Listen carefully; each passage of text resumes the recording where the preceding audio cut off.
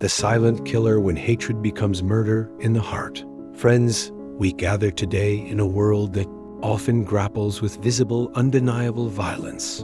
We see the headlines we witness, the conflicts, and our hearts ache at the physical destruction and loss of life. But today, I want to talk about a killer far more insidious, far more prevalent, and yet often ignored hatred. The sixth commandment rings out, clear and unwavering.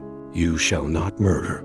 It stands as a bedrock of civilization, a universal moral principle. But then Jesus steps forward, and with breathtaking insight, he pierces through the superficiality of outward acts to the very core of our being.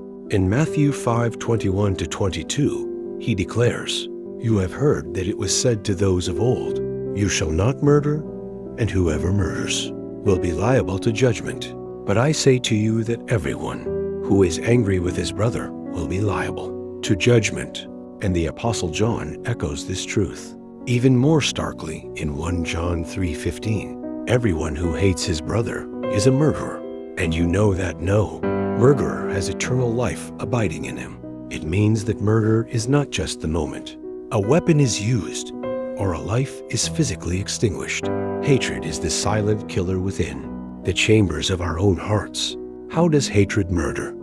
When we hate another, we strip them of their inherent worth. Created in God's image, we reduce them to an object of contempt, nullifying their value in our minds. It murders connection. Hatred builds impenetrable walls, severing the threads of empathy, understanding, and compassion that bind humanity together. It isolates us from each other, and ultimately from the very love of God. The antidote: radical love. If hatred is the silent killer, then the antidote is not merely tolerance, but radical love. Jesus didn't just warn us against hate. He commanded us to love our enemies and pray for those who persecute us. Matthew 5:44.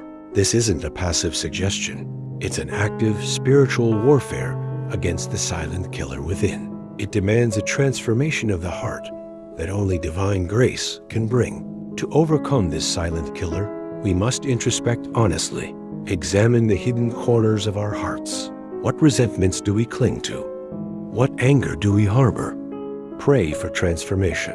Ask God to reveal the roots of hatred and to replace them with His divine, unconditional love. Choose to bless where we want to curse, to understand where we want to condemn, and to forgive where we want to hold grudges. Thank you